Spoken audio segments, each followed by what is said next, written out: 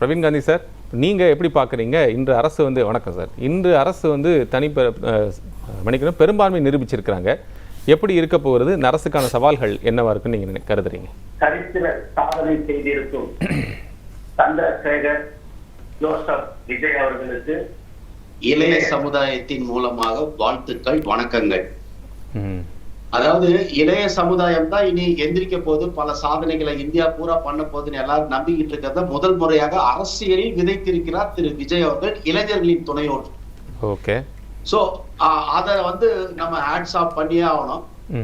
இப்ப நடக்கிறதுலாம் என்னன்னா சார், அவருக்கு நம்ம திரு உதயநிதி ஸ்டாலின் சொன்னதை வச்சு பார்க்கும்போது அவர் தான் மாப்பிள்ள, ஆனா நான் போட்டிருக்க சட்டை என் சட்டை அப்படிங்கிற மாதிரி, நீங்க ஆட்சி அமைச்சாலும் நாங்க எங்க கூட எதை தீய சக்தின்னு சொன்னீங்களோ அந்த சக்தியின் மூலமா தான் நீங்க இப்ப அரசு இடத்துல உட்கார்ந்துருக்கீங்கன்ற மாதிரி திரு உதயநிதி ஸ்டாலின் அவங்க சொன்னாங்க. ஆனா ரொம்ப ஈஸியா இதை திரு எடப்பாடி அவர்கள் இதை ரொம்ப ஈஸியா அவர் ஹேண்டில் பண்ணிருக்கலாம். நான் ஒரு சேனல்ல சொன்னேன், 2வது நாளே சொன்னேன், தேர்தல் முடிவு வந்த உடனே 3வது கட்சியான திரு எடப்பாடி அவர்கள் ரொம்ப ஃப்ரெண்ட்லியா விஜயோட சேர்ந்திருந்தாருன்னா இன்னைக்கு அவர் 2வது கட்சி ஆயிருப்பாரு, அவர் கட்சி உடைஞ்சிருக்காரு. உள்ள இருக்கிற அத்தனை பேருமே எதுக்கு ஆசைப்படுறாங்கன்னா, அரசியலுக்கு வந்தாலே பதவி வேணும்னு தானே சார் வருவாங்க. சும்மா எம்எல்ஏ சண்முகம்லாம் பதவியில இருந்தவர், வேலுமணி சார் பதவியில இருந்தவர், அவர் திருப்பி ஒரு எம்எல்ஏ உட்கார்றதுக்கு விரும்புவாங்களா? அப்ப என்ன பண்ணிருக்கணும் திரு எடப்பாடி அவர்கள், உடனடியா அவங்க எல்லாம் ஒண்ணு சேர்ந்து திரு விஜய சவுந்து, தம்பி இந்தாங்க பூங்குத்து, நாங்க உங்க பின்னாடி இருந்து குத்த மாட்டோம், பூங்குத்து கொடுப்போம், பூங்கொத்து கொடுப்போமே தவிர பின்னாடி இருந்து குத்த மாட்டோம், எங்களோட 47 சீட்டு உங்களுக்கு தான் அப்படின்னு ஒரு பெருந்தன்மையா வந்திருந்தாருன்னா இன்னைக்கு டிஎம்கேன்ற 2வது கட்சி 3வது கட்சியா போயிருக்கோம். இது ஏன் திரு எடப்பாடிக்கு தெரியல? இன்னைக்கு காங்கிரஸ் உள்ள வந்து உக்காந்துக்கிச்சு, நீங்க காங்கிரஸ வெளியே அனுப்ப முடியாது. இந்த 4 வேற வேற 2 சீட்டா பாத்தீங்கன்னா அவங்களும் வந்து சேர்ந்துட்டாங்க. இப்ப யாரையும் வெளியும் அனுப்ப முடியாது. இப்ப திரு சண்முகம் அவர்கள் வேலுமணி தலைமையில வந்திருக்கிற 22 பேரைய நீங்க முழுசா அங்கீகாரமும் பண்ணிக்க முடியாது. ஆனா அவங்களும் வெளியே இருந்துதான் சப்போர்ட் பண்ணுவாங்க. கொஞ்சம் திரு எடப்பாடி அவர்கள் கொஞ்சம் பிரில்லியண்டா, நாம 3வது போயிட்டோம், நாம வந்து 2வதுக்குள்ள நுழையணும், 2வதுக்குள்ள நுழையல 1க்குள்ளேயே நுழையிறீங்க. ஆட்சி அதிகாரத்துல ஒரு ஃப்ரெண்ட்லியா நீங்க மினிஸ்டர் கேட்டுக்கலாம், துணை முதல்வர் கூட நான் தான் முதல்வர் எல்லாம் சொல்லாம ஒரு 4-5 மினிஸ்டர் கேட்டா சார். யாரு சார் ஒரு நிமிஷம், யார் முதல்வர் கேட்டாங்க? இல்ல நிறைய அப்படிதானே புது தகவல்களை சொல்லிட்டே போயிட்டே இருக்கீங்களே, உங்களுடைய படத்தோட இயக்கமா இருக்கே. இல்ல சார், இதுக்கு முன்னாடி ஆட்சிக்கு வர்றதுக்கு முன்னாடி நாங்க தான் முதல்வர், அவர் தான் துணை முதல்வர் நீங்க கனவுல இருந்தோம் இல்லையா, நம்மளும் பேசியிருக்கோம். அதாவது எலெக்ஷனுக்கு முன்னாடி. ஓகே, முன்னாடி சொல்லுங்க. அப்புறமா என்ன பேசப்பட்டதுன்னா, நாங்க சில டிமாண்டோட தான் வருவோம் அப்படின்னு நம்மளாம் பேசுறோம் இல்லையா, அப்படி சொல்றேன் நான். சரி, ஓகே. ஆனால் அது எதுவுமே இல்லாம ஃப்ரெண்ட்லியா விஜய் சார் கூட போயிருந்தாருன்னா இன்னைக்கு விஜய் சாருக்கு அடுத்த இடத்துல எடப்பாடி அவர்கள் இருந்திருப்பாங்க, கட்சி 2 கட்சி ஒன்னா இருக்கும். சார், ஒரு சீனியர் அப்படி அக்செப்ட் பண்ணிட்டு போக முடியுமா? ஒரு சீனியர் அப்படி அக்செப்ட் பண்ணிட்டு போக முடியுமா? ஒரு 52 வருஷ கட்சி, 52 வருட கட்சி, 2.5 ஆண்டுகளான ஒரு கட்சியோட அக்செப்ட் பண்ணிட்டு போறதுக்கான அவங்களுக்குள்ளால ஒரு நெருடல்கள் இருக்கும் இல்லைங்களா? அது அங்க ஒரு சிக்கல் வரும் தானே. என்ன பதவி கொடுக்க போறாங்க? இப்ப திரு ஓபிஎஸ் அவர்களையே உள்ள கொண்டு வராதுக்கு ஒரு காரணம் என்ன சொல்லணும்னா, ஒரு காரணம் பொதுவெளியில் பேசப்பட்ட காரணம், அதிமுக தரப்புல பொதுவெளியில் பேச என்ன பொறுப்பு அவருக்கு கொடுக்கப்படும்? அவர் முன்னாள் முதலமைச்சர், ஒருங்கிணைப்பாளர் நம்பர் 1. இப்ப இவரை கூப்பிட்டு உள்ள கூப்பிட்டு உட்கார வச்சோம்னா அவருக்கு என்ன பதவி கொடுக்கணுங்கிறது அந்த சிக்கல் வரும் இல்லைங்களா? அப்ப தனக்கு ஒரு இடம் ஆதிக்கப்படும் அப்படின்னு இங்க இருக்கக்கூடியவர்கள் யோசிக்கலாம் இல்லைங்களா? இப்போ அந்த மாதிரி சிக்கல்ல நான் என்ன சொல்ல வரேன்னா சார், சொல்லுங்க.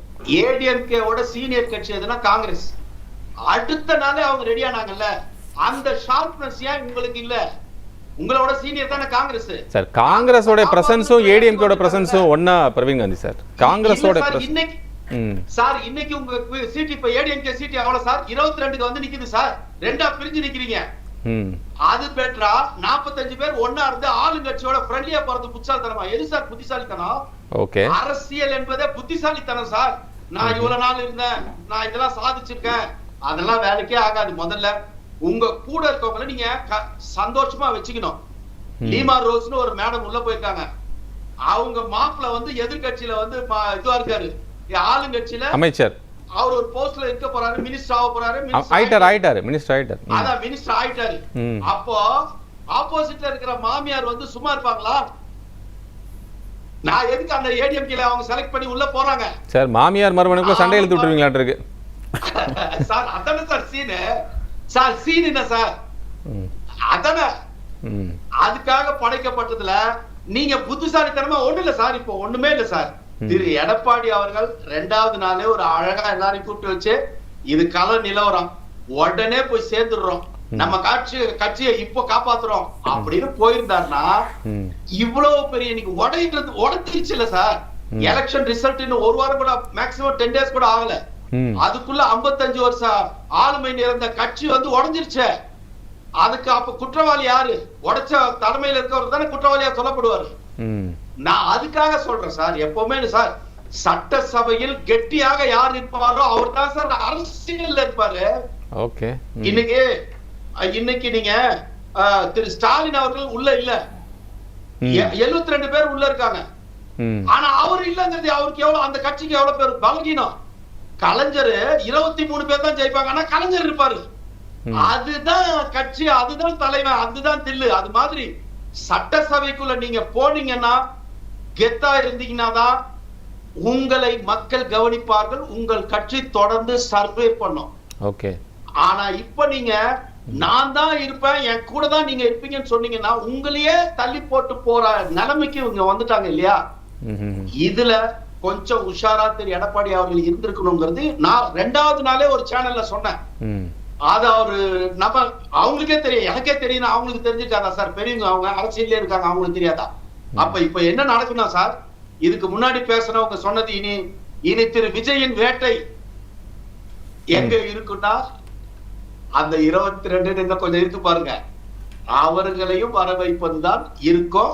அவர் பண்ணலனா கூட, திரு விஜய் அவர்கள் பண்ணலனா கூட அவங்க எடப்பாடியை மட்டும் தனியா விட்டு வராங்களா என்னன்னு மட்டும் பாருங்க. அது எப்படி சார் சொல்ல முடியாது. லாஸ்டா எடப்பாடி சார் வந்து ஜாயின் பண்ணுவார்.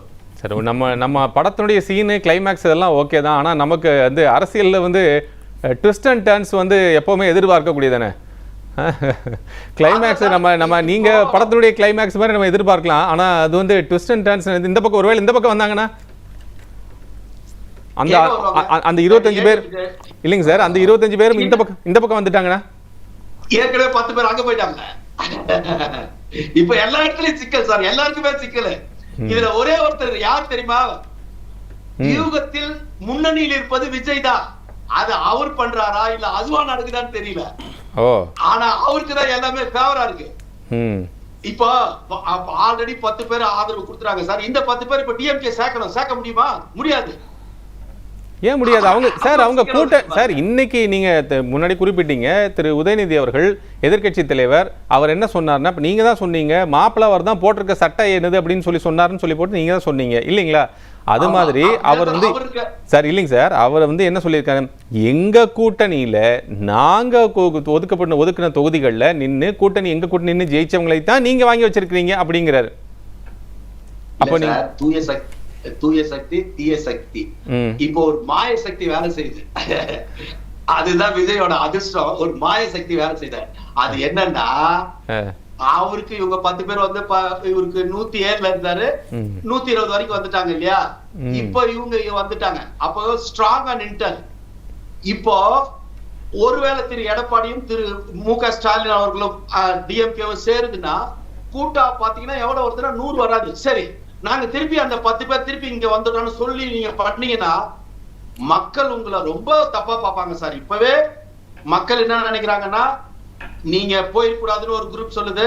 திரு விஜய் அவர்களே தீய சக்தின்னு சொல்லிட்டு அந்த தீய சக்தியை வந்து சப்போர்ட் வாங்கினது தப்புன்னு ஒரு மக்கள் வந்து கவனிக்கிறாங்க. சோ அப்ப சொன்ன வார்த்தையின்படி அரசியல் அமைப்பதும் ஆட்சி செய்வதும் தான் அதிகாரத்தில் வர வேண்டியவர்கள் கடமை. Correct sir. அவங்க சப்போர்ட் பண்றாங்க. இப்ப எங்க கிட்ட சொல்றாங்க, இப்ப உங்ககிட்ட வந்து ஒருத்தர் பைனான்சியர் கொடுக்குறாரு, அப்ப நான் படம் கொடுக்குறேன் போய் படம் எடுங்கன்னு சொல்றாருன்னு வைங்க. அப்ப நீங்க என்ன பண்ணுவீங்க? நீங்க படம் எடுக்க தான் போவீங்க. இது தப்பு நீங்க சொல்ல முடியாது. அந்த பைனான்சியர் இடத்தை தப்புன்னு சொல்லி சொல்வீங்களா? அதிமுகவுடைய ஒரு பிரிவினர் வந்து ஆதரவு அவர் கொடுத்தாங்கன்னா சார், ஆதரவு கொடுக்க வரவேற்க தானே சார் வேணும். இல்ல சார், கெபாசிட்டி எவ்வளவுன்னு கேக்குறேன். அப்படி கொடுத்தா கெபாசிட்டி எவ்வளவு? ஜாஸ்தி போச்சு இல்லைங்க சார். சார் 120 பிளஸ் வந்து ஜாஸ்தி போச்சு இல்லைங்க சார். இப்போ திருப்பி வேலுமணி சார் குரூப் போய் சேருமா ஏடிஎம்கேல சேர்ந்து 47 பேர் போய் திருப்பி ஏடிஎம்கே டிஎம்கேக்கு சப்போர்ட் பண்ணுவாங்களா? இப்ப அது சப்போர்ட் பண்ண வேண்டாம் தான் இந்த பக்கம் வந்துட்டாங்களாமா, அவங்க அதான் சொல்றாங்க. அப்ப வெறும் 25 பேரோ 22 பேரை வச்சுட்டு எடப்பாடி என்ன பண்ண போறாரு? டிஎம்கே வந்து சேர்ந்தா எவ்வளவு பேர் வருவாங்க? ஓ, இப்ப சூழ்நிலை சொல்றீங்களா நீங்க? இப்ப திமுக போய் சேருவாங்கங்கறீங்களா? ஓகே, ஆமா ஆமா ஆமா ஆமா, அதெல்லாம் நான் சொல்ல வரேன். அதனால இப்ப இருக்கிற ஒரே சிச்சுவேஷன் ஒண்ணுதான் சார், விஜய் ரொம்ப ஸ்ட்ராங் ஆயிட்டார் சார். ஓகே, விஜய்க்கு ஒரு எந்த பிரச்சனையும் இல்ல. நீங்க ரொம்ப மகிழ்ச்சியா இருக்க மாதிரி தெரியுது. எனக்கு ஒண்ணுதான், ஒரு நடிகரால் ஆரம்பிக்கப்பட்ட கட்சி இன்னொரு நடிகர் வந்து அழித்து விடக்கூடாது, அழித்து விடக்கூடாது. ஓகே, நீங்க ரொம்ப மகிழ்ச்சியா இருக்க மாதிரி தெரியுது. நான் மகிழ்ச்சி இல்ல சார், முகத்துல தெரியுதே சார். இருக்காங்க நம்ம எனக்கே புரியுது, ஏன் எடப்பாடி ஐயாவுக்கு புரியலன்றதான் என் வேதனை. இது சிரிப்பு இல்ல, எனக்கே புரியுது. ரொம்ப ஈஸியா போய் விஜய் சார் கிட்ட சால்வையை போட்டு மொத்த பிரச்சனையும் சால்வ் பண்ணிருக்கலாம் சார். சால்வையில சால்வ் பண்ணலாம். ஓகே ஓகே, அதுதான் எனக்கு வேதனையா இருக்கு. வேற ஒண்ணும் இல்ல சார். ரைட் சார், பேசுவோம். ரவீன்காந்த் சார், ரொம்ப சுருக்கமா இப்ப இருக்கக்கூடிய சூழல்கள் வந்து இந்த சந்தர்ப்பங்கள் அவருக்கு ஒரு சவால்களை ஏற்படுத்தும் நினைக்கிறீங்களா இல்லையா? ரொம்ப சுருக்கமா. இல்ல, இப்போ சுருக்கமா சொல்லணும்னா, திரு விஜய் அவர்களுக்கு நாளுக்கு நாள் அவருக்கு ஃபேவரா எல்லாமே நடக்கிறதுனால அவரை கட்டுப்படுத்தி விடலாம் என்று கூட்டணிகள் நினைத்தால் அதற்கு அவர் அடங்க மாட்டார். அவரு நீங்க கூட்டணி எல்லாம் நாங்க இருக்கிறதுனால நாங்க சொல்றதுதான் செய்யணும்ன்ற அதை நீங்க சொல்லிலாம் அவருக்கு இது பண்ண முடியாது. ஏன்னா 3 பேர்ல நீங்க 2 பேர் ஒரு சமம்னா அவர் ஒரு சிங்களா 108ல இருக்காரு. அப்படி 108ல இருக்கிறவரை நாங்க கூட இருக்கிறதுனால தான் நீ ஆட்சி பண்றதுனால நீங்க எங்க கட்டுப்பாட்டுக்கு வான்னு சொன்னா கட்டுப்பாட்டுக்குள் திரு விஜய் அவர்கள் வரமாட்டார். அவரு வந்து இந்து மதம், இஸ்லாமிய மதம், கிறிஸ்துவ மதம் 3 சார்ந்ததான் ஒரு ஆட்சியை தரணும்னு நினைக்கிறாரு. மக்கள் அதான் விரும்புறாங்க, அதனாலதான் எல்லாரும் ஓட்டு போட்டுருக்காங்க. அப்படிப்பட்ட நிலையில இல்ல நீங்க ஒன்லி எங்களுக்கு மட்டும் சப்போர்ட் பண்ணுங்க, சனாதனத்தை நாங்க எதிர்ப்போம், நீங்களும் கூட்டம் இருந்து சைலண்டா இருக்குன்னு சொன்னா அவர் இருக்க மாட்டார் என்று நம்புகிறேன். இல்லைன்னா ஒரு இதுக்கு திருச்செந்தூர் கோயிலுக்கு போக வேண்டிய அவசியம் இல்ல. ஏன்னா அவர் எல்லாருமா இருக்கணும்னு விரும்புறாரு. அதனால் திரு விஜய் அவர்கள் 5 வருடம் சிறப்பான ஆட்சியை அவரோட தில்ல வச்சே தருவாரு. யாரோட கூட்டணி சப்போர்ட்டும் அவருக்கு வேண்டாம். Okay sir.